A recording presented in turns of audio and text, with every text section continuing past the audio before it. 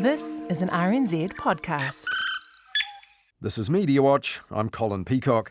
This week we talked to RNZ's outgoing head of news, Richard Sutherland, about 30 years in news, during which he's passed through almost every major news broadcaster in this country and headed the outfit that represents their mutual interests. He's one of a bunch of senior leaders who have left the news media lately, with one former one warning that maybe the big jobs might just be getting a bit much. So, are they?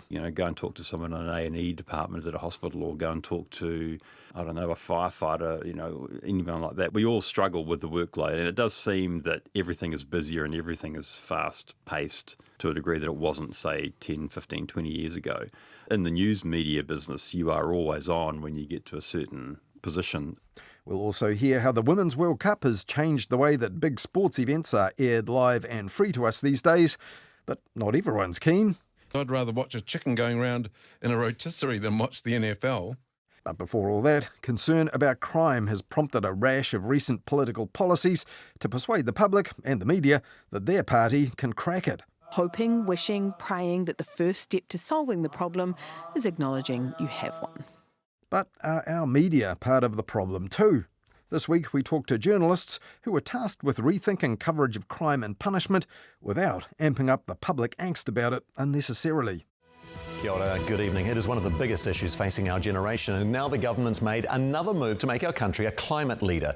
The goal is for New Zealand to be one of the first in the world to have 100% renewable electricity generation. TVNZ's Simon Dallow last Tuesday with the story that was leading One News at 6 that night, and he made it sound pretty significant. Now, the fact that it's also a partnership with a huge and hugely controversial US investment fund led RNZ's news at the same time. A fund management company has warned the government it should be conscious of the motivations of the US investment giant it has struck a deal with. And that plan was also a political shot in the upcoming election campaign. But 3's News Hub at 6 that night led instead with this. Tēnā tātou katoa, good evening. National leader Christopher Luxon is not ruling out banning mobile phones in schools. He teased the policy during a school visit in Hamilton, where he also appeared to stumble on one very simple question: how to spell cat. On Midweek Mediawatch this week, our weekly catch-up with Knights, Hayden Donnell took a look at that and how election fever is affecting the news agenda already elsewhere. And he also looked at how the media hounded a mayor's dog out of office in the capital. Midweek Mediawatch is on the RNZ website, or you'll find it in our podcast feed if you missed it. But that same day on News Talk ZB, last Tuesday, the lead story was different again. Auckland police have arrested a man in relation to a fatal shooting in Point England on Saturday and say more arrests are likely. Well, that development certainly was newsworthy, especially in News Talk ZB's biggest market in the big smoke. But it also led the news bulletin because they know that stories about serious crime really engage the audience. Just 24 hours earlier, News Hub at 6 had kicked off with this. Crime is said to be a major election issue, and News Hub can reveal Labour's losing that battle. Despite the continuous stream of announcements to tackle the ram raid problem, our latest News Hub Read Research poll shows a clear majority of Kiwis think the government's failing to get on top of it. And political editor Jenna Lynch summed up the dilemma those exclusive poll numbers gave the Prime Minister. I think the public can have confidence that we acknowledge their concern around things like ram raids and escalation in gang tensions, and that we are doing something about it. Hoping, wishing, praying that the first step to solving the problem is acknowledging you have one. But do our media also have a problem that they don't often acknowledge? The strong public opinions about crime, which they harvest for news stories, are also shaped by what people see and hear in the media, and they don't often play down the scourge of crime. For instance, earlier this month, News Hub at 6 screened this. Auckland cameraman Tim Rathel has been covering overnight breaking news for News Hub for 17 years. He says he's never seen crime as bad as it is now. It looks like things could be ramping up again. Yeah, well, what do I say? It's not surprising. I mean, the last couple of years in Auckland, it's just been crazy. And cameraman Tim Rathel's video diary was interrupted by reporter Amanda Gillies making this claim. Everyday good Kiwis, and the toll, it's huge. It's mental, financial, physical, and it seems there's no sign of it slowing down. Some offences are slowing down, though you wouldn't know it from reports like that one, in which the opposition police spokesperson Mark Mitchell insisted that in fact the media aren't making enough of crime. The media are reporting exactly what crime is happening, and by the way, after what you've seen, they're actually underreporting. There's a lot more violent crime and a lot more violence happening in our communities, in our cities around the country that's going unreported. Around the same time, the capital's daily paper The Post said that the current fear of crime is not simply a moral panic, and that thought was echoed at the same time by Heather du Plessis-Allen in the Herald on Sunday. Public frustration is valid, she insisted, and people, especially in Auckland, seem to be genuinely afraid that the crime they're reading about will walk in through their back door one night. And after listing several recent headline-making offences, Heather du Plessis-Allen added this. If you prefer numbers to anecdotes, data released recently puts in numbers how the public feels about crime. Now here, Heather du Plessis-Allen had in mind the annual police survey of public perceptions and the recent Ipsos Monitor poll, in which 40% of respondents named crime as a top 3 concern for them. And that was also cited at the time by Stuff's political editor Luke Malpass on Stuff's daily podcast, Newsable. Yeah, well, I mean, the politics of law and order are a mixture of evidence and emotion. And I think the fact that crime has been popping up as a consistent problem for people, it's not a result of a political beat-up. You know, people out there, particularly up in Auckland, are feeling crime. They feel it's close to them. They feel it is affecting people that they know. But is what people feel real? Another recent episode of Newsable asked criminologist Trevor Bradley. In the local area, regardless of whether it was a high crime community or not, because they had access to lots of different sources of information, including talking to neighbours and friends and colleagues or whatever, they had a much better appreciation of the kind of level of risks that they were exposed to. Whereas when we asked them about their perceptions of crime in other parts of the country, they were much more inclined to say that, yes, that's a big problem. Why? Well, because they were relying on national media, essentially. And so their picture of crime was not experiential. It was totally kind of learned or gleaned from the media. So, if people's perception of crime, informed by the media, is out of whack with reality, and political parties are in turn responding to that with hastily assembled election policies, what should the media do? Back in 2018, the Safe and Effective Justice Advisory Group, Te Uepu Hapai Te Ora, chaired by the late Chester Burrows, asked itself what would achieve the best possible crime and justice reporting. And it hired 2 senior journalists, David Fisher and Jonathan Milne, to write more than 200 pages on that. Now sadly, their report never saw the light of day, but Mediawatch's Hayden Donnell has read it and talked to the authors. Picture this, an election is looming and one of the electorate's top concerns is seemingly out of control crime. Pressure groups are hammering the message that offenders are getting off lightly. They've got support from National, which is repeatedly accusing the incumbent Labour government of being soft on crime.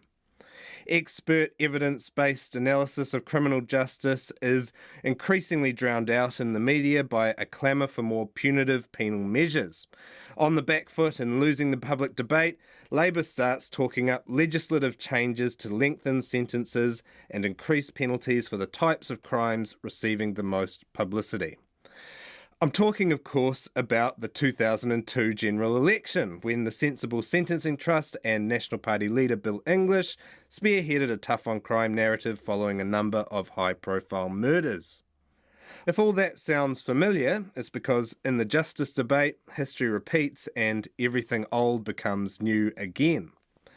We've been having many of these same discussions for decades, from the 1990 election where the National Party campaigned on a return to a decent society to the upcoming one in October. All that history is spelled out in detail in a 227-page report titled Developing Good Practice in Criminal Justice and Journalism. It was commissioned in 2018 by the Safe and Effective Justice Advisory Group, Te Uepu Hapai Te Ora, and was written by Jonathan Milne, the current editor of Newsroom Pro and former editor of the Sunday Star Times, and David Fisher, a senior journalist at the New Zealand Herald and former chief reporter at the Herald on Sunday. The report delivers a series of recommendations for better practice on crime and justice reporting, in the hope that news organisations might avoid some of the iffy practices of the past. It calls for reporters to include context and facts about crime, to explain the why rather than just the what and the how. In the author's eyes, that means doing sometimes difficult stuff, like including the voices of offenders in the breadth of crime coverage.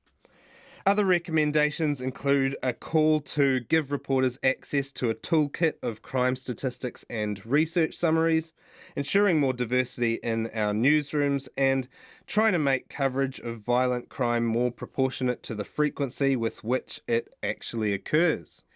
It even gets into the nitty-gritty of reporting terminology, urging journalists to avoid crime cliches such as blood spattered, slaughter, or outrage where possible. All these things might have helped foster a more nuanced, informed public debate ahead of our current election. But the report was never released by the Ministry of Justice and only found its way into the hands of Mediawatch through unofficial channels. That seems a shame. I asked one of the report's authors, Jonathan Mill, and the person who commissioned it, University of Canterbury Senior Lecturer and Director of Criminal Justice, Dr. Jared Gilbert, to explain its contents and how they might be applied during election season. Oh, it's remarkable. In fact, I did another piece of research just recently, just last year actually, where I looked at some gang laws that were produced before the election in the mid-1990s, 1996, which was the first MMP election. So National was in power, Labor in opposition. Labor pressures the government that is initially resistant, but then folds, and it all becomes about how tough we can get, and we are seeing that. It details 2002 as well, which seems almost like an identical dynamic where you have pressure on tough on crime stuff, you have Bill English from the National Party attending sensible sentencing trust events, and Labor defending itself and proposing some tough on crime legislation. So that was very similar too. Yeah, most certainly. But actually, back then, the Sensible Sentencing Trust was the second or third paragraph in every single crime and justice article saying crackdown. And so we have had some reprieve from this. And there was some hope that there may be a consensus, actually driven in part by Bill English, if you remember, was talking about prisons being a moral and fiscal failure. But that void hasn't been particularly well filled, I would argue. And so we've seen the politicians revert to kind. And the reason for that, of course, on the hustings is that it proves to be very successful. The public does respond to it. Because this report, Jonathan, was actually written in a time of relative peace, and it was in the middle of what Jared talks about. If we look back to 1992, that was actually the peak of our reported crime figures. We had 1,322 crimes per 10,000 people back then. It's not much more than half of that now, but you wouldn't know it from the peaks and troughs in public debate. And I think you can see the 96 election, you can see the 2002 election, you can see the 2011 election, and the way we're going, the 2023 election, spikes in particular crimes before, especially youth crimes. When I was editor of the Sunday Star-Times, I remember we were reporting week after week youth car chases, and they'd film themselves on YouTube. And for a while there, we thought this was an escalating problem that the New Zealand and public policy makers couldn't see a way out of. But you know what? It just kind of, the teenagers just kind of moved on. They just kind of lost enthusiasm for it. There were some policing solutions, but largely they just moved on to new things. I don't want to downplay ram raids at all, because if you're a jewellery store owner or a dairy owner, these are traumatic and brutal and scary. But that they are a spike rather than a permanent development in New Zealand law and order.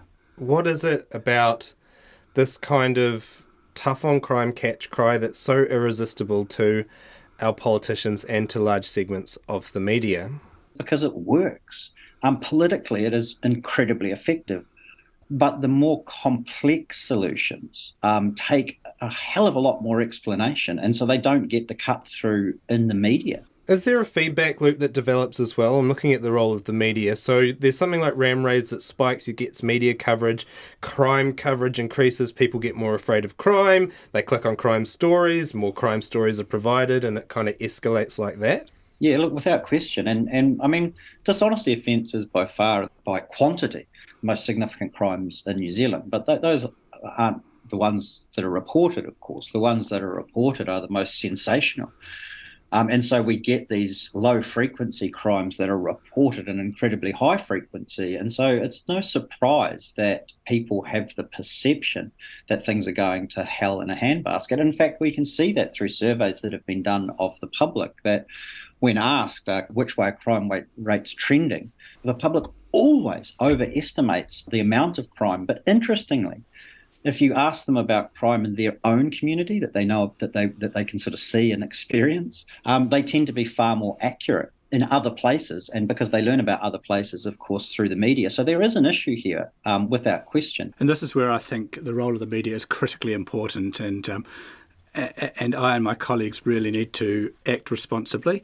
Pretty much every media organisation I know has written into its core principles that we will, work together to try and contribute constructively to our communities. And this is a real chance for us to do so. The impact of crime is devastating on the victims, on the communities of the offenders, often the same communities. But the impact of living in fear of crime can be harmful as well. I think the media has a really important role to play in putting this in perspective. We need to be explaining that clearly. And Hayden, you talked earlier about this report being written in a sort of a lull between elections, between law and order panics. Those are opportunities for us to have these discussions in the media, to take it a bit slower, look at the data, to look at the evidence, to not be driven by the latest crime, the latest scare. But for instance, last night, 2 people were shot on Queen Street. Pretty shocking event. You're of course going to cover it if you're the media. The media isn't going to cover every domestic violence event. They are going to cover the Queen Street shootings. How do you get around the distorting effect that has on people? David Fisher and I, when we wrote this report, we've suggested that media organisations, with the support from justice agencies, put together a bit of a toolkit to support. If you're the late night reporter in a daily media organisation, you need to know how big a problem is violence. Is this a problematic area where it's happening? Is it a gang issue? We can enable them to do a better job and not blow stuff out of proportion. I mean, I'd spend my life studying this stuff, and it's sometimes hard for me to put it into context because sometimes the data itself can be misleading. So if you look at domestic violence, which frankly I would argue is the most significant issue facing New Zealand, really, those data are trending up and have been for many, many, many years. Those data don't suggest that the rates of domestic violence are increasing. It actually shows that we're just taking it far more seriously than we once did. So even there where you've got the data and the trend is clear, it's actually not representing what's occurring. And so you need to find some clean data sets that aren't affected by changes to attitudes or changes to policing. And the murder rate is an incredibly good one for that because the definition doesn't change over time. All murders are reported. And what we can see there is really clear decreases over time since the late 80s or the early 1990s. There would be very, very few people in the country that would appreciate that fact.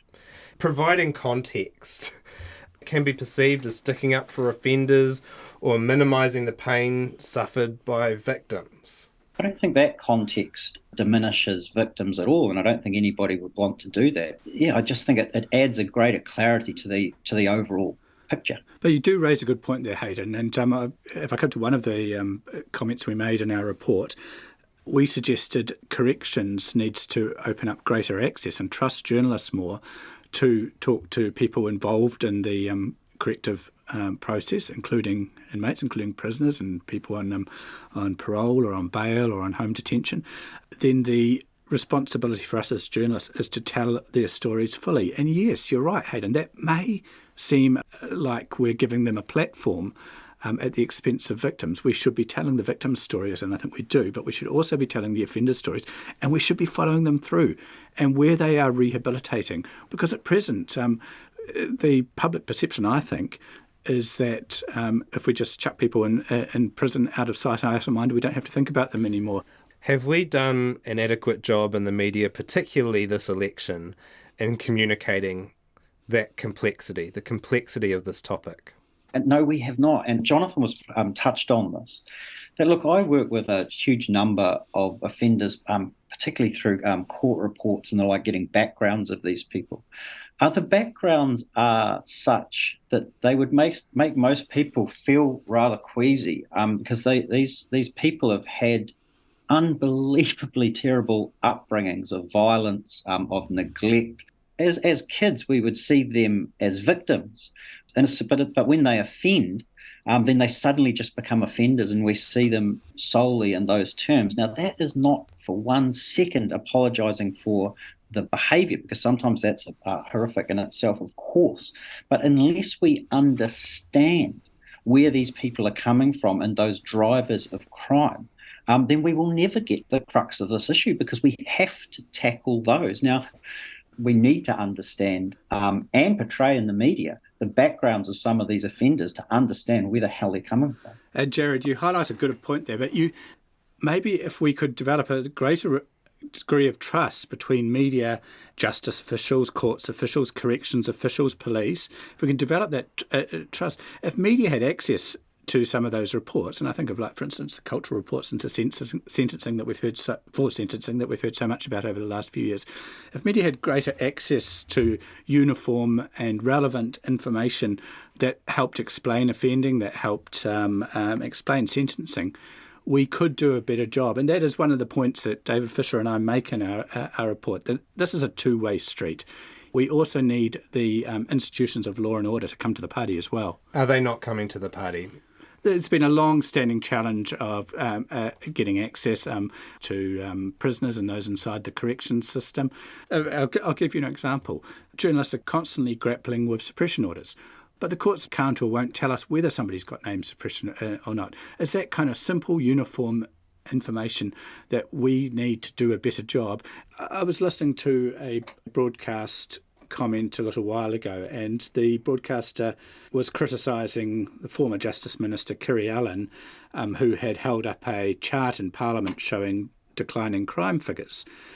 And the broadcaster said, "Don't throw numbers at us. You're disrespecting the pain, the fear that people are suffering from crime." Well, I don't think that's the right response. Responding to emotion only heightens fear, and that's damaging to people as well. There's a section in the report detailing all the cliched words we use about crime, like horrific, tragic, blood spattered, slaughter, outrage, and it urges journalists to find other terms if these ones aren't actually accurate. Now, why do you think that's important? What I'd say first is we wrote this report 3 years ago now. Things have actually improved. I think New Zealand's media has calmed down a little bit. I think we're a little bit less prone to the shouty reporting of crime. And I think I could speak for David Fisher as well. The two of us who reported on crime in Sunday papers and, and sometimes ways that now we wouldn't be very proud of. We've made some of these mistakes. We're talking from experience. Why do you think you wouldn't be proud of some of the stuff you or David Fisher did in your roles in the past? Well, I better not speak for David anymore. But speaking for myself, I think some of us probably subscribed, and I'm talking 20, 25 years ago now, to that terrible old mantra, if it bleeds, it leads. We knew that. I think we didn't appreciate at the time that we were actually making it feel closer to home. We have a tremendous amount of crime coverage. So around 20% of all articles are related somehow to crime and justice. Well, that is because unless 31% the report says in 2016. But well, there you go. Nobody's lives are dominated to that degree by crime, right? And so it probably is over-reported. The media environment is difficult because media do need clicks, right? So you're battling against that as well.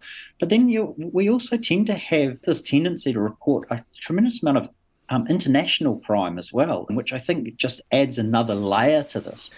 One thing this report covers is the overrepresentation of Māori in crime figures and how to cover that. To what extent does the lack of diversity in our newsrooms and our lack of connection to poorer, often Māori communities contribute to some inadequacies in our crime coverage? Yeah, this is something we really struggled with, Hayden. How do you report that without stigmatising Māori, without encouraging the public to think that Māori are more likely to be criminal, that they're more likely to be the problem. Part of the answer is employing more Māori journalists who understand Te Ao Māori better, because we're not very good at it. We've got a lot of Pākehā reporters in our newsrooms. We've got a lot of Pākehā leadership in our newsrooms. We all know we need to do better if we're going to actually report and offer insights into all our communities better. You actually, in the report, suggest a separate work stream developed exploring an ethics of journalism grounded in a New Zealand context. This is actually by Aaron Smale. I think that he suggests that you could include that in Te Mangai Pāho's Māori media sector shift review, and they've actually completed that review now. Did it take that suggestion into account?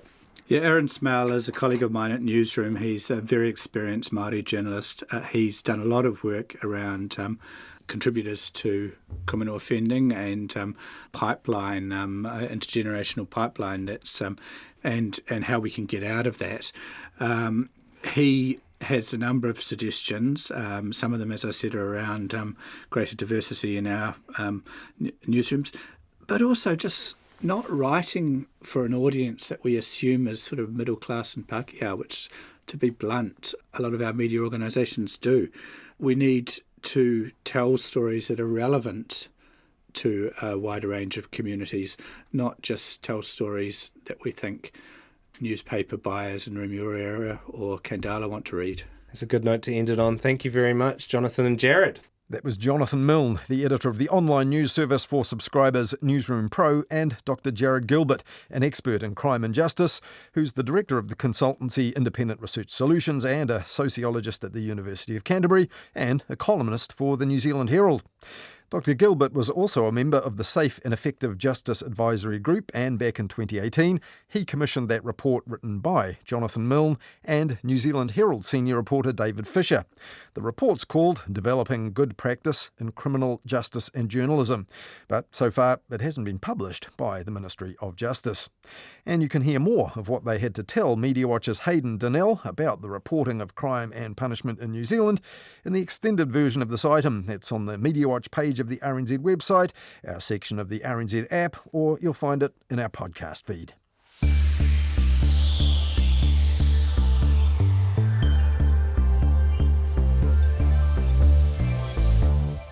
Recently, the former editor of the New Zealand Herald, Gavin Ellis, asked a rather bleak question in his weekly blog, Nightly News. Have years of low pay, low esteem and layoffs taken such a toll on journalists that they have become incapable of viewing the world as anything but a grim, dark place? And in his weekly commentary last week, Gavin Ellis wondered about the toll that big media jobs had taken on those who had decided to quit them lately. At the Herald, long-serving chief editor Shane Curry had stepped aside recently to write about the media instead as an editor-at-large, and Miriana Alexander, head of premium content at the Herald's publisher NZME, resigned last month to take a break with her family. TVNZ's chief executive Simon Power left at the end of June, and senior producer Sam Robertson, in charge of TVNZ's breakfast show for years, also resigned recently. And also, in June, the head of news at MediaWorks, Dallas Gurney, left the media business entirely and, along with his partner, bought the shop in the Northland beach town of Whananaki for a complete change of scene. And Gavin Ellis saw a trend in this that he said shouldn't be ignored. Some media executives have given so much of their lives to the job that they have had an epiphany and want some of that life back. Richard Sutherland left RNZ recently after almost 5 years as its head of news. Richard was also the chair of the outfit that represents the mutual interests of our news media, the Media Freedom Committee. So, why quit now?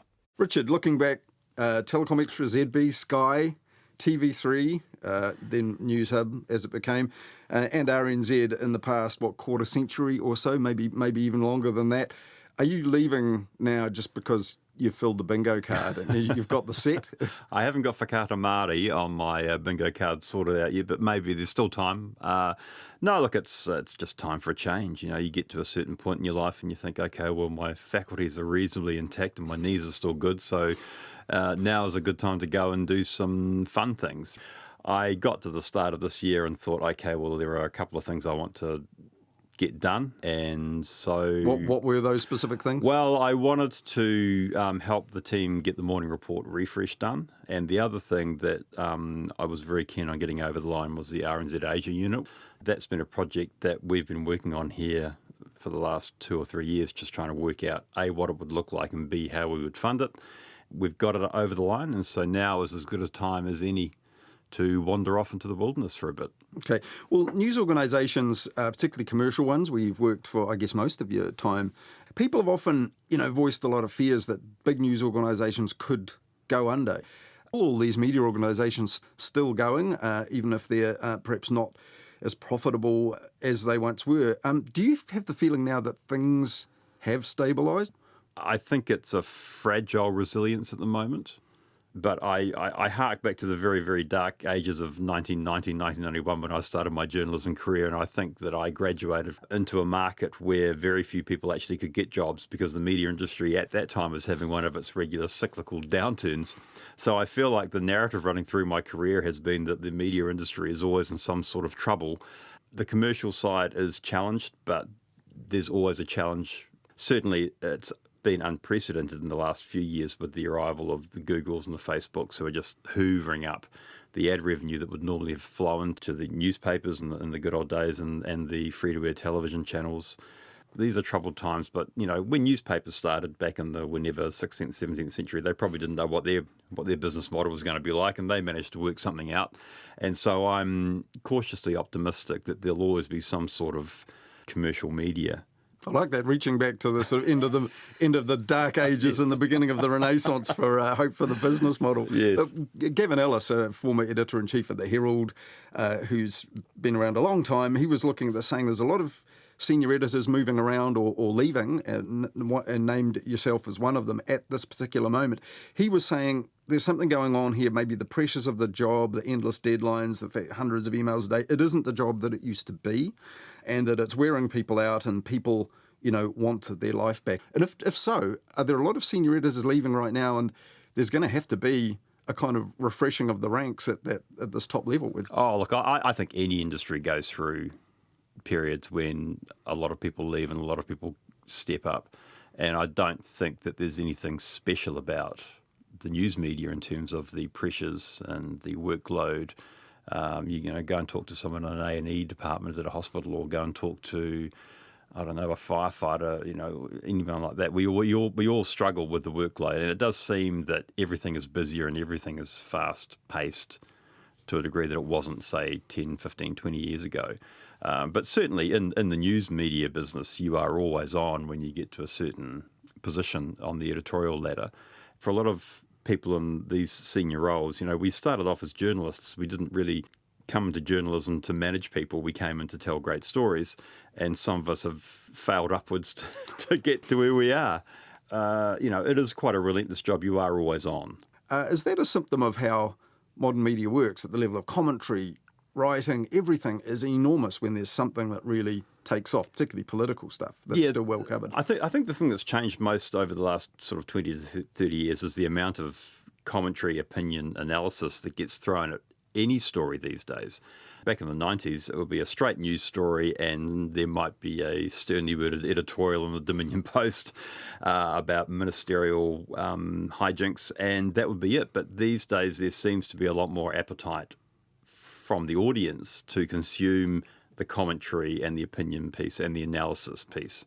There are a lot more people pumping out a lot more stuff. One thing that has changed, back in the day, if we can put it like that, public money went to the public broadcasters. That was the purpose. They had nothing much to do with, privately owned media companies. Now, that's not the case with the Local Democracy Reporting Service, which pays local papers effectively to employ, or news outlets to employ reporters. We've had the Public Interest Journalism Fund, which has now come to an end, but for 3 years has put $55 million or so into the media. Do you think that's helped the spreading of public money around media? Because you've worked at the kind of commercial outfits that have benefited from that. I think it has helped to a degree, but I don't buy into the narrative that some people push that somehow it means that the companies that accept this money are bought by the government. I just don't buy that at all, because I know what journalists are like. But I don't think that you can look to that money and go, this is what saved the commercial news industry from collapse. I'm sure it's been worthwhile.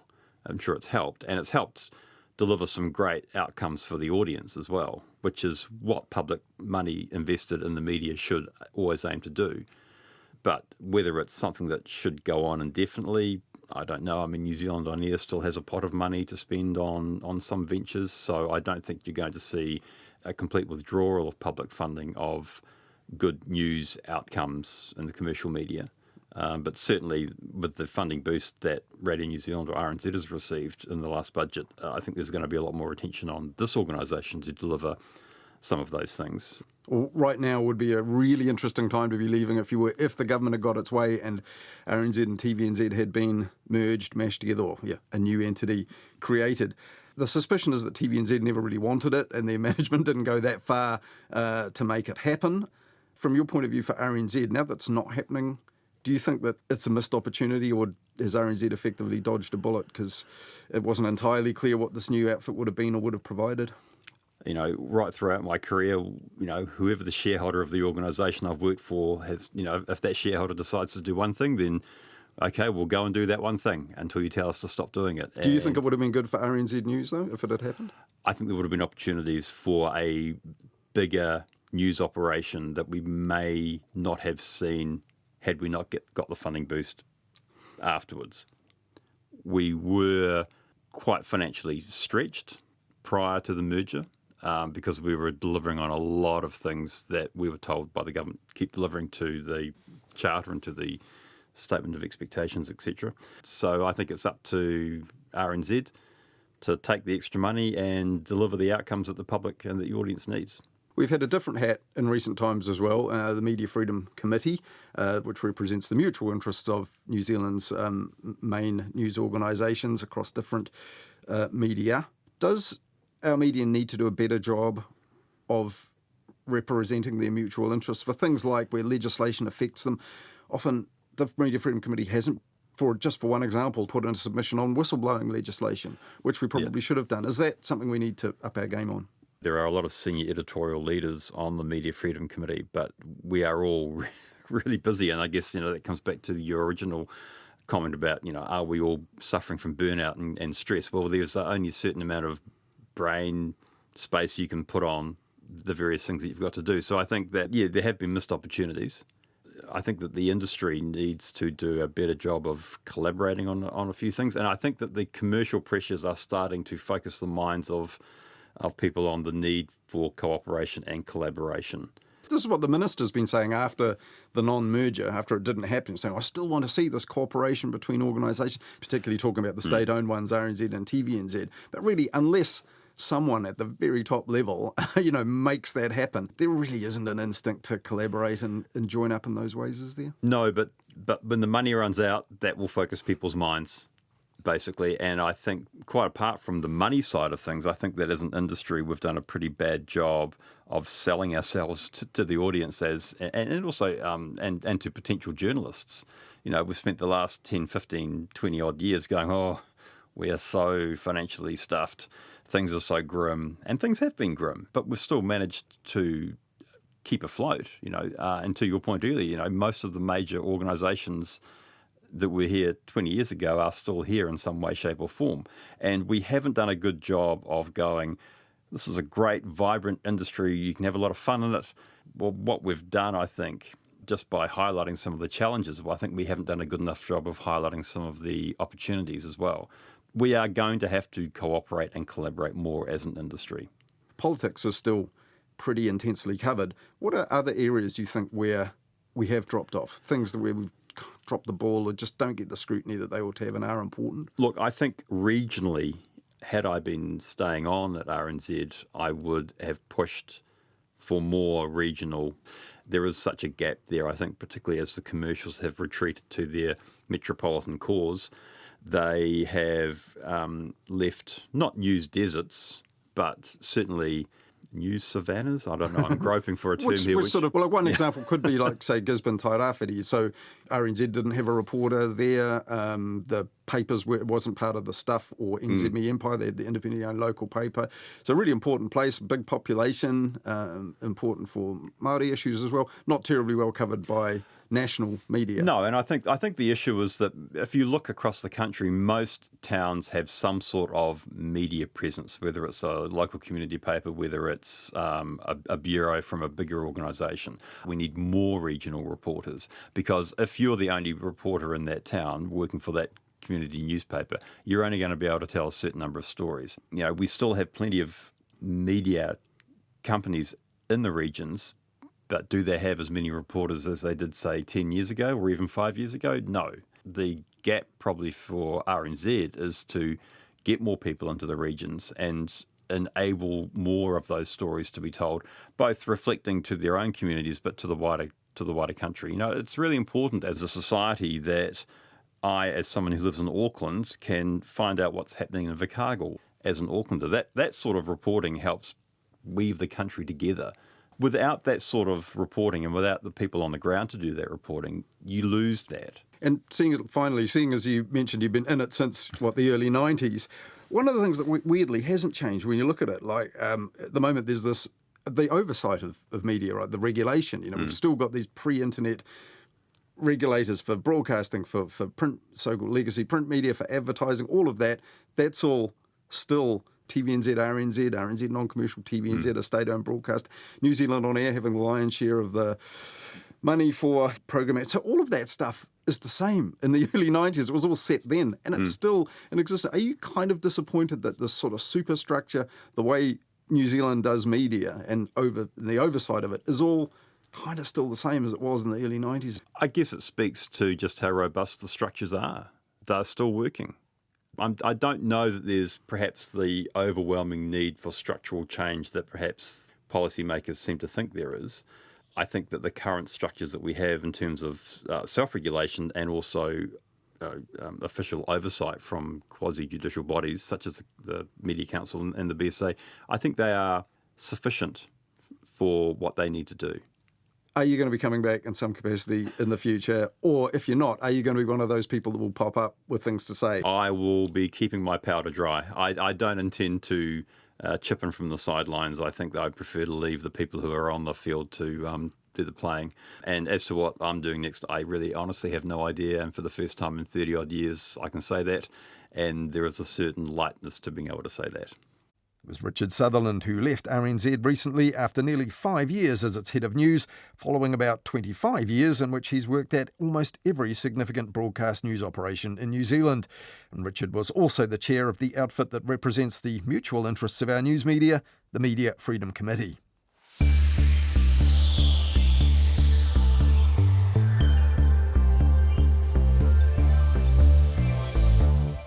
And finally, this weekend here on Mediawatch, after initial fears the Kiwi public wasn't all that bothered by the upcoming FIFA Women's World Cup, it turns out the average attendances have been higher than the last one in France. And next weekend, when the tournament comes to a climax, we'll look at how it's all played out in the media here this past month.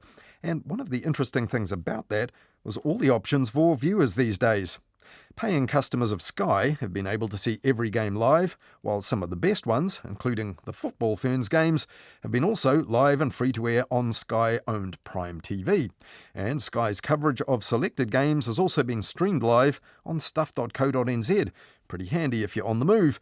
And this week, Sky and Stuff announced they're teaming up once again in the same way for the Rugby World Cup kicking off in France next month. Now, all this is a far cry from 10 years ago when Sky took Stuff's forerunner, Fairfax Media, to court for posting mere snippets of the action from the Olympics. Now, in further free-to-stream sports news, TVNZ announced this week it will soon be showing selected American football games from the NFL live online on TVNZ+. Though one guy texted News Talk ZB last Wednesday to say he wasn't all that keen. He says, "Hi guys, I'd rather watch a chicken going round in a rotisserie than watch the NFL." And listener Baz had another objection. Free to air? Not really, is it? Your tax money to our national broadcaster is paying for it, whether you want to watch it. Now, ZB's afternoon host told him Baz had a point there, but then Bruce called in to say, no, he didn't. TVNZ is not government funded. It has about $330 million of revenue. It's almost entirely commercially funded through advertisers. The only money it gets from the government, i.e. the taxpayer, is if it applies to the NZ On Air to create certain programs, but anyone can apply to NZ On Air for that. The only other money it gets from the government is the journalism fund, and it gets a minuscule amount of that, and none of which is used for TVNZ news. Quite right, and while he was at it, Bruce put the hosts, James and Tyler, right on this as well. It's still a state-owned enterprise, isn't it? No, well, it's actually not, actually. It's a Crown-owned company. Trust me, I know. And if you read the annual report, it's on the website. It's all there. The taxpayer is not paying anything for TVNZ+. Thank you, Bruce. Thank you, Bruce, for putting us in our place and providing some very important information. Well done to Bruce, Mediawatch's Talkback Caller of the Week. Well, that's all we have for you on the media this weekend, but we'll be back with more on the media after the 10 p.m. news next Wednesday night with Midweek Media Watch during nights, and then back again at the same time next weekend here on RNZ National.